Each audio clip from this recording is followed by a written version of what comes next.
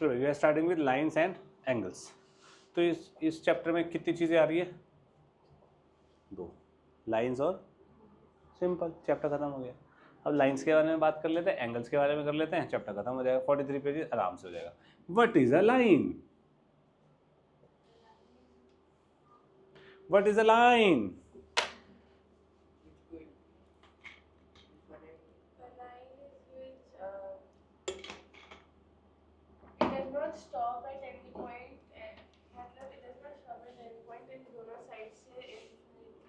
इस लड़की ने क्या बोला? It does not stop.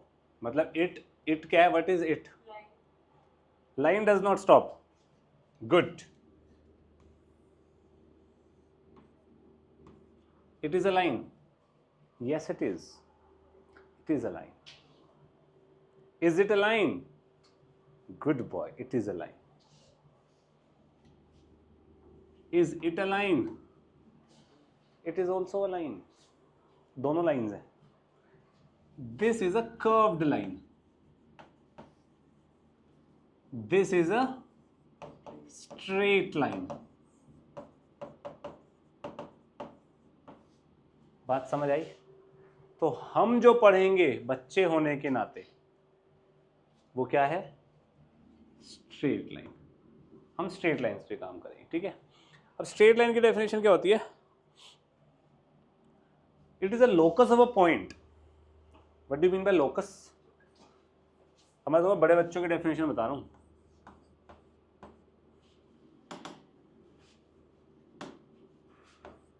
Locus, इसको लोकुस नहीं पढ़ेंगे, लोकस।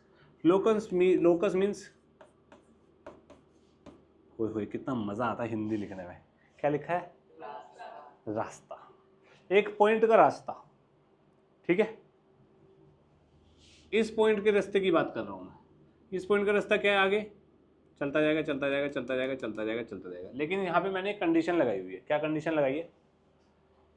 ये जो पॉइंट यहां से चल रहा है और ये जो पॉइंट यहां से चल के यहां आ रहा है, इस पे कंडीशन क्या है? कि पॉइंट जो अगला कदम रखेगा वो जमीन से सेम दूरी पे होना चाहिए। मैंने ये कंडीशन लगा दी। देखो मेरे प्यारे बच्चे, ये एक पॉइंट है पी। ये पी को आदमी समझ, ठीक है। ये पी पॉइंट अगला कदम रखेगा, ये इसका कदम है, ठीक है बाबू। ये अगला कदम रखेगा। अब ये अगला कदम यहाँ भी रख सकता है, यहाँ भी रख सकता है, यहाँ भी रख सकता है, यहाँ भी रख सकता है। लेकिन कंडीशन में ये लगा रहा हूँ भाई, जो ये डिस्टेंस है, इस डिस्टेंस को मान लो 1 यूनिट, तो अगला जो कदम रखेगा उसका डिस्टेंस भी 1 यूनिट होना चाहिए इस लाइन से। मैंने कंडीशन लगा दी। तो ये होगा कि ये होगा कि ये होगा, ये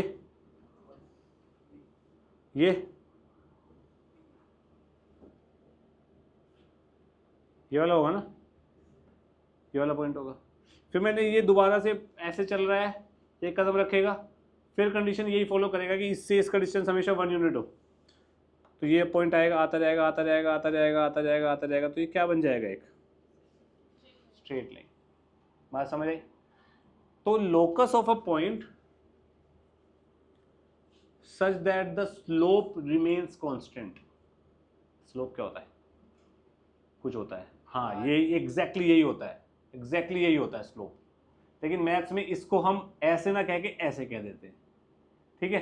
तो ज़्यादा डेप्थ में ना जाते हुए हम सिंपल ये बोलेंगे, स्ट्रेट लाइन एक ज्योमेट्रिकल कंडीशन के अंदर रास्ता होता है एक पॉइंट का। वो ज्योमेट्रिकल कंडीशन मैंने तुम्हें यहाँ पे क्या बताया? एक फिक्स्ड डिस्टेंस होगा। यहाँ पे ज्योमेट्रिकल कंडीशन बहुत सारी हो सकती है, ठीक है, कोई दिक्कत? पक्का? इतना डेप्थ में हम ज़्यादा डेप्थ में चला गया मैं, पर चलो ठीक है। कुछ बेसिक डेफिनेशंस पे आ जाते हैं। सबसे पहले बेसिक डेफिनेशन है लाइन सेगमेंट। लाइन सेगमेंट क्या होता है?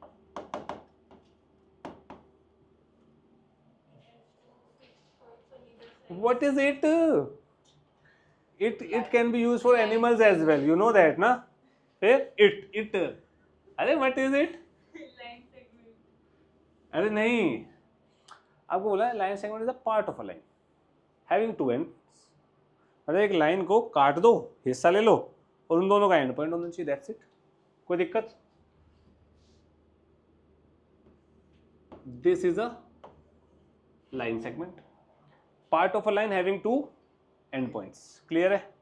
कोई दिक्कत तो नहीं है? ये बस मैं तुम्हारे बेसिक अंडरस्टैंडिंग के लिए बता रहा हूँ, मैं तुम्हें डेफिनेशन वगैरह नहीं, टाइम पास नहीं करना यहाँ पे हमने। व्हाट इज अ रे? इट इज अ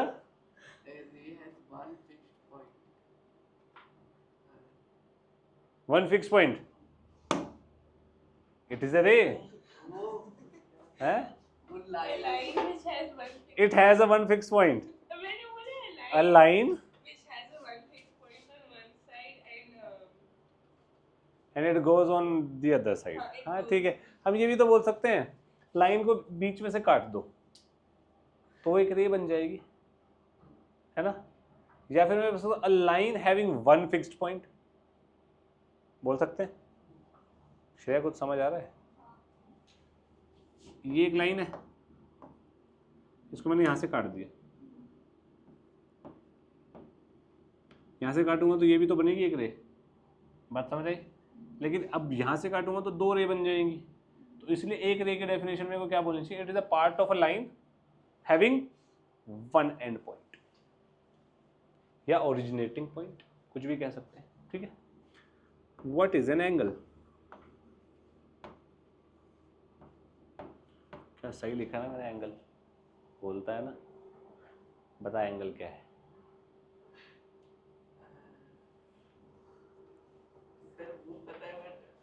बोलना ट्राई तो कर। इट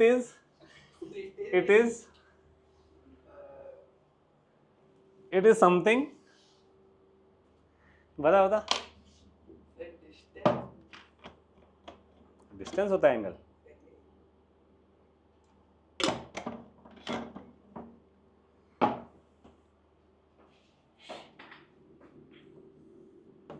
ठीक है, रे है,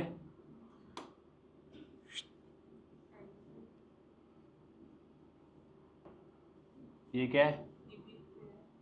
When two rays originate from a single point, it forms an angle. They form an angle. या फिर इसकी दूसरी डेफिनेशन भी है, एक रे है, उसको फिक्स पॉइंट के अबाउट रोटेट कर दो, वो भी एंगल बनेगा यार, कोई दिक्कत? When two rays originate from a single point, they form a angle. Clear है? पक्का? तुम्हें बता रहा हूँ, किसी को नहीं बताता। ये एक एंगल है, इसको बोलेंगे पॉजिटिव एंगल। इसको क्या बोले? इस क्या बनाया मैंने यहाँ? ये क्या बनाया है? इसको बोलते हैं थीटा। क्या बोलते हैं? एंगल की रिप्रेजेंटेशन, एंगल को नाम देते। जैसे वेरिएबल को क्या बोलते हैं? वेरिएबल के क्या नाम है? एक्स वाई जेड, यही बोलते हैं ना हम जनरली। एंगल का भी एक नाम है थीटा, या फिर फाई। फाई की स्पेलिंग मुझे नहीं आती, मैं यही लिखता हूँ, स्पेलिंग से हमें मतलब नहीं, प्रोनाउंसिएशन फाई है इसकी। एक को मैंने ऐसे काट दिया तो थीटा है, एक को मैंने ऐसे काट दिया तो फाई है, और जो ये मिलके बना ये कुछ भी नहीं है। क्लियर है? कोई दिक्कत है किसी को? पक्का? ऐसे ही इसको क्या बोलते हैं? ओए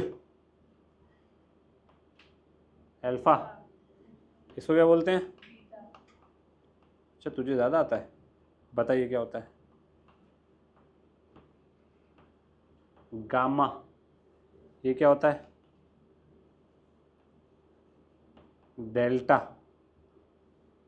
ठीक है, alpha beta gamma delta Greek symbols हैं basically.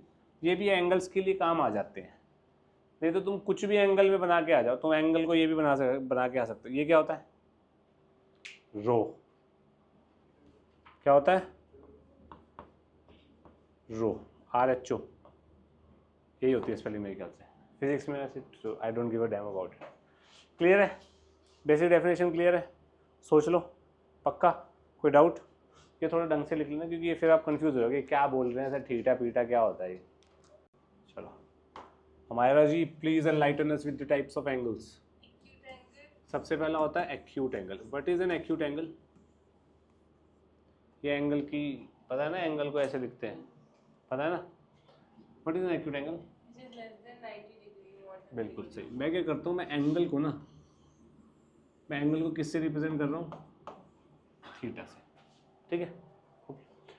Acute angle is an angle जब उसका मेजर 0 से 90 डिग्री के बीच में होता है, तो यानी कि वो कुछ ऐसा बनेगा।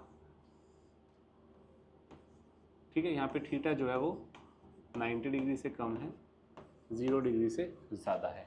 तो एंगल किस में मेजर होता है? डिग्रीज में मेजर होता है, ये बात याद रहेगी। नेक्स्ट कौन सा आता है? Right. करेक्ट। धीरे धीरे बनेंगे ना। Right angle. राइट एंगल कौन सा होता है? Right.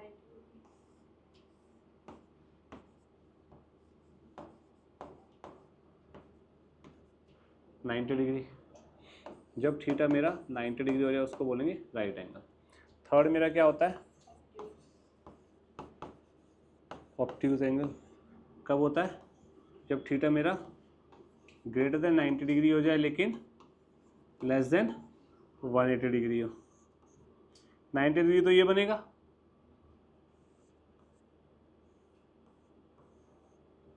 कोई दिक्कत? पक्का? ऑब्ट्यूज के बाद क्या आता है?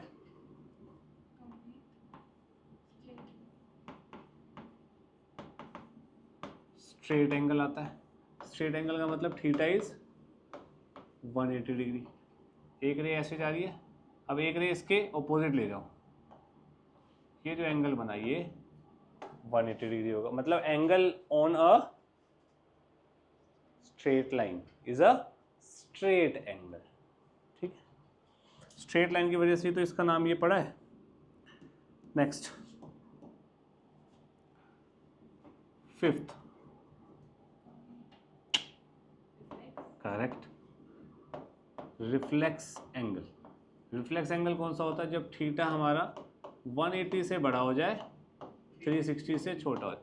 बेसिकली मैं क्या कर रहा हूँ, मैं ऐसे चला, फिर 90 हुआ, फिर ऑब्ट्यूज हुआ, फिर स्ट्रेट हुआ, फिर रिफ्लेक्स। मैं घुमाता जा रहा हूँ ना इस रे को मैं घुमाता जा रहा हूँ ऐसे। ये स्ट्रेट होगा तो इससे नीचे कर दिया मैंने, ये रिफ्लेक्स एंगल। मतलब 270 डिग्री कौन सा एंगल होता है? Reflex angle. सिक्स्थ क्या होता है? Complete angle. कंप्लीट एंगल मतलब जहां से शुरू हुआ है वहीं पे घूम के आ जाए। यहाँ पे से दूसरी यहाँ से शुरू हुई, घूमी घूमी 90 बनाया, स्ट्रेट बनाया, रिफ्लेक्स बनाया, घूम के वापस यहीं आ जाए, यानी कि कंप्लीट एंगल इज 360 डिग्री। बात समझ आई भाई? ये 180 है, ये भी कितना है? 180, तो टोटल कितना हो गया? 360। कोई डाउट किसी को? प्रॉमिस? पक्का? इसके बाद क्या आता है?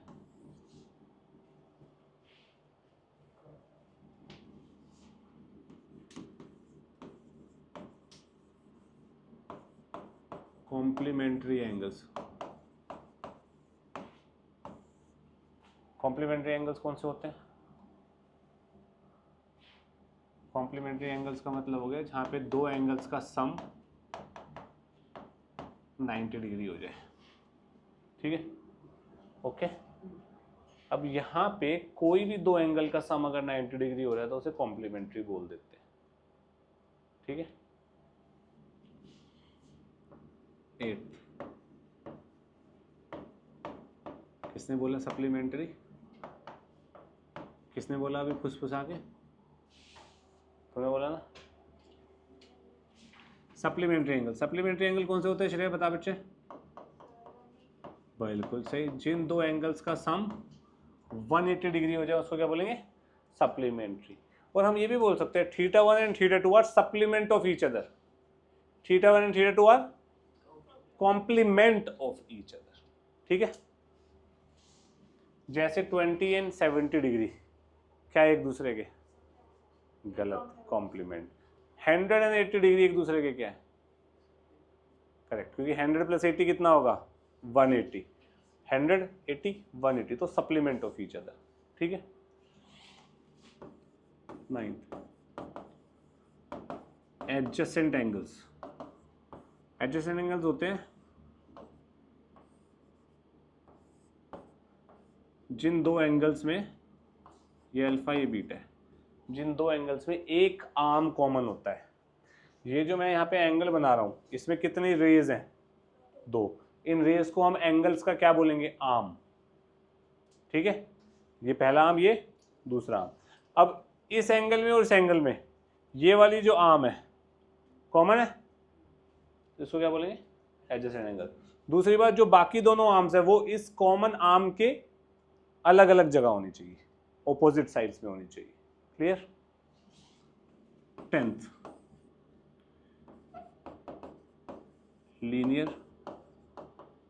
Linear pair of angles. Linear pair of angles का मतलब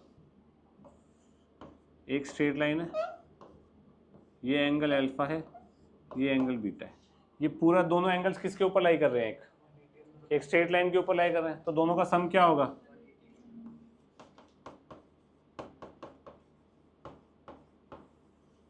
कोई दिक्कत? पक्का? अल्फा और बीटा का सम 180 है, तो वो क्या कहलाएंगे? करेक्ट। क्या सारे supplementary angle linear pair of angles होते हैं? गलत। लीनियर पेयर, लीनियर में लाइन वर्ड आ रहा है, LINE। तो लाइन वर्ड जब आता है तो इसका मतलब वो जो दो एंगल्स अगर सम 180 दे रहे हैं और वो दोनों एंगल एक स्ट्रेट लाइन पे लाई कर रहे हैं और वो मिल के 180 दे रहे हैं, तो लीनियर पेयर ऑफ एंगल्स लगेगा, ठीक है। अब अल्फा प्लस बीटा 180 है, मान ले अल्फा यहाँ पे और बीटा दूसरी जगह पे, पर वो सप्लीमेंट्री तो होंगे ना, पर वो लीनियर पेयर नहीं होंगे। लीनियर पेयर के लिए कंडीशन क्या है? एक ही स्ट्रेट लाइन पे एंगल होने चाहिए। बात समझ आई? पक्का? कोई प्रॉब्लम तो नहीं है? पक्का ना? कितना लिखिए। चलो, तो supplement of each of the following angles. Supplement का मतलब क्या होता है? दो angle supplement of each other होंगे जब उनका सम 180 डिग्री 180 डिग्रीज होगा।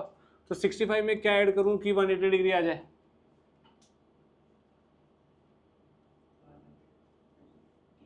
करेक्ट, 115 डिग्री, यानी कि सप्लीमेंट ऑफ दिस इज 115।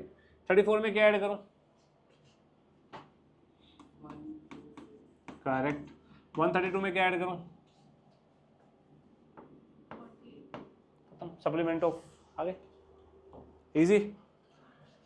तो measure of angle which is equal to its complement, यानी कि एक ऐसा एंगल बताओ जो अपने कॉम्प्लीमेंट के इक्वल हो।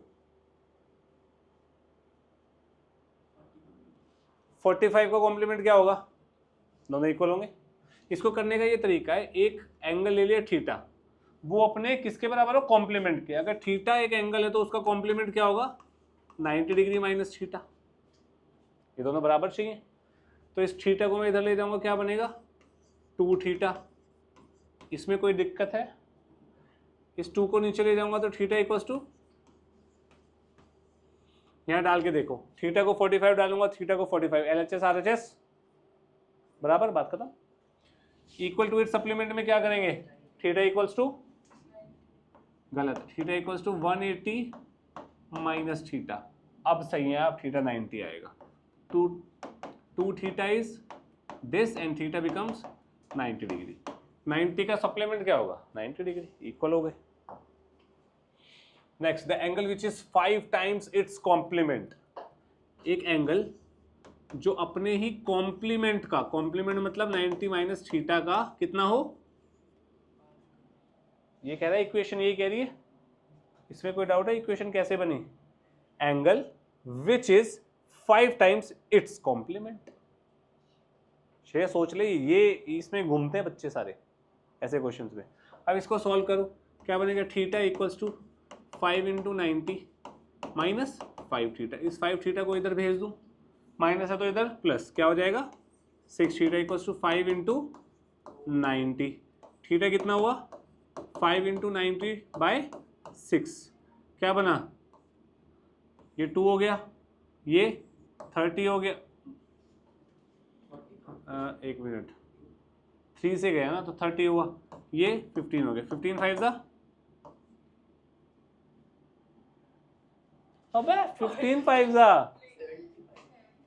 यार हद कर दी तुम लोगों ने तो ठीक आ गया, क्लियर, पक्का। Next, the supplementary angles are in the ratio this, find the angles.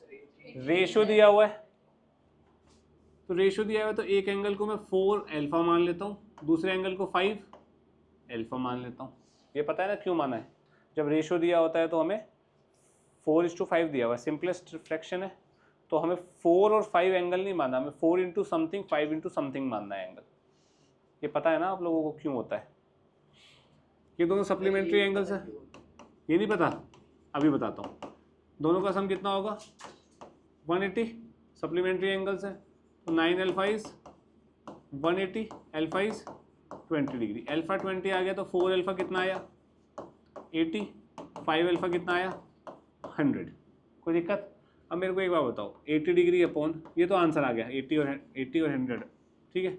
मेरे को बताओ 80 upon 100 degrees, 80 degree upon 100 degree, कट पिट के क्या आएंगे 4/5।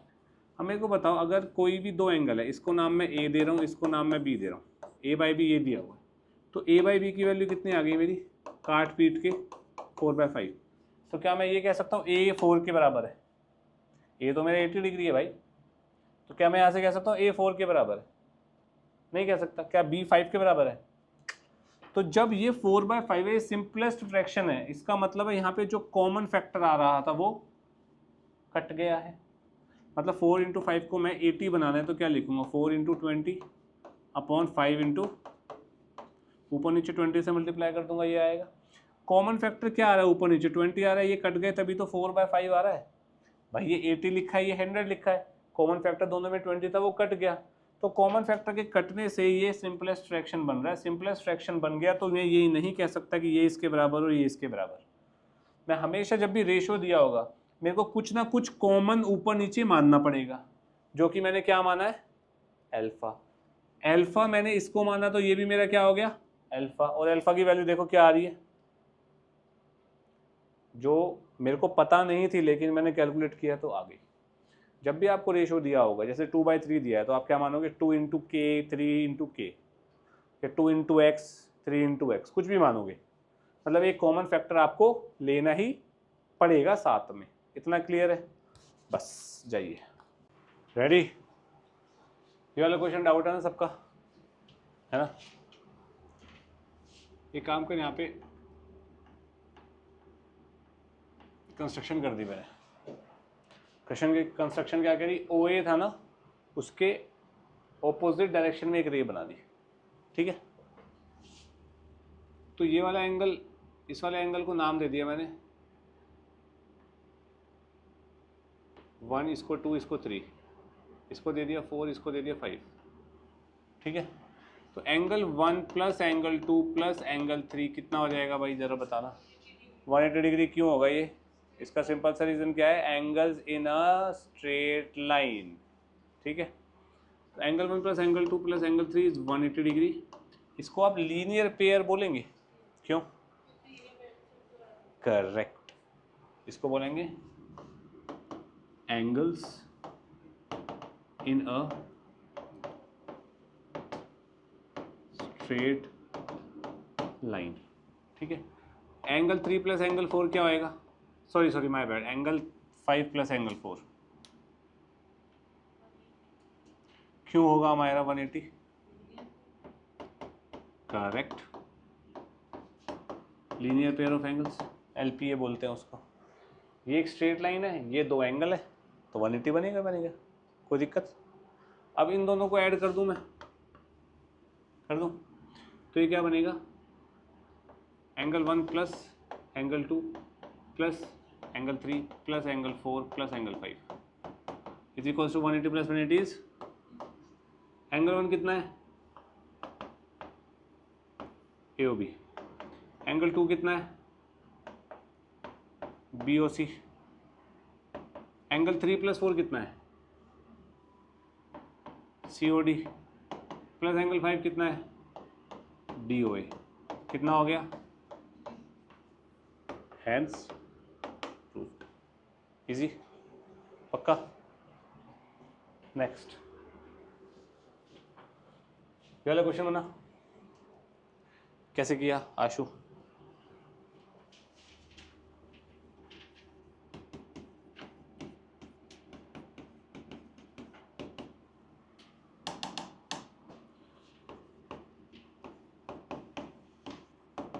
तीनों एंगल का सम कितना होगा हमारा? रीजन क्या है? रीजन जरूर लिखना है भाई, हर क्वेश्चन में जो भी आप लिख रहे हो वो क्यों लिख रहे हो, क्या रीजन है उसके पीछे। करेक्ट।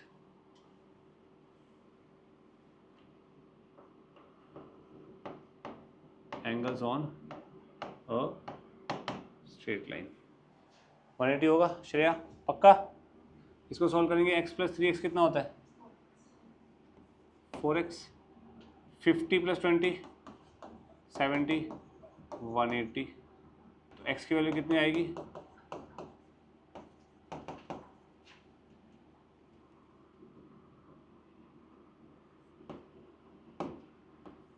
27.5 डिग्रीज आएगी x। ठीक है, कोई दिक्कत?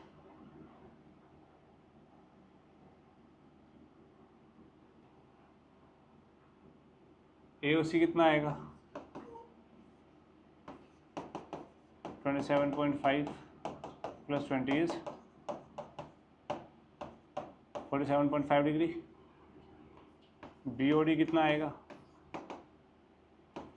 3x - 5। 27.5 इंटू ये कितना हो जाता है? 77.5 डिग्री। कोई दिक्कत? पक्का। नेक्स्ट ये भी सिमिलर है। श्रेया रीजनिंग क्या है? 3x + 20 + 4x - 36 is 180। रीजन क्या है? Correct, linear pair of angles बोला अगर LP है। ठीक है, यहाँ से x की वैल्यू कितनी आ रही है बताना जरा। हाँ 28। हमारा तूने सॉल्व नहीं करे बेटा ये? अब समझ आया? अच्छा, इससे मुश्किल वाले तूने कर लिए, ये नहीं हुआ तुझसे। ये क्वेश्चन समझ आया? ये क्वाड्रिलेटरल था, इस साइड को एक्सटेंड कर दिया, इस साइड को एक्सटेंड कर दिया। कोई डाउट? ये वाला एंगल क्या बनेगा?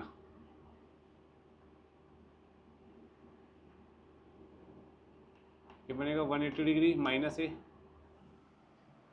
क्यों? ये दोनों एंगल क्या होंगे? 180 लीनियर पेयर। ऐसे ये वाला और ये वाला क्या होंगे? Linear pair. तो ये कितना बनेगा? 180 - b। हाँ कि ना? इतना डाउट क्लियर है ना? हम मेरे को एक बता, angle sum property of quadrilateral पता है?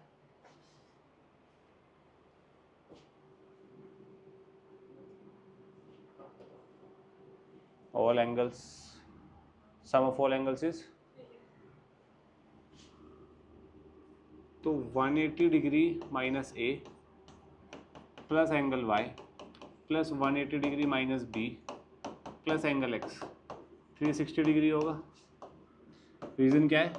Angle sum property of quadrilateral.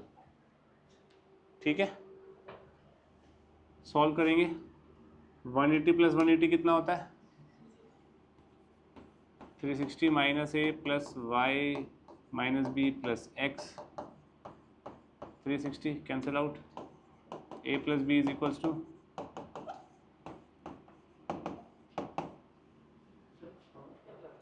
Show करना था, शो कर दिया मैंने, हैंस शोन। नहीं समझ आया? क्या सॉल्व कर रहा था इसमें? शो दैट है ना, दिखाओ, दिखा दिया। समझ आया? पक्का सोच ले, इतना लिखो फिर आगे बात करते हैं। कौन सा? वो तो कर लिया होगा ना हमने, फिर हमने तो कोई और क्वेश्चन छोड़ा ही नहीं यार अभी।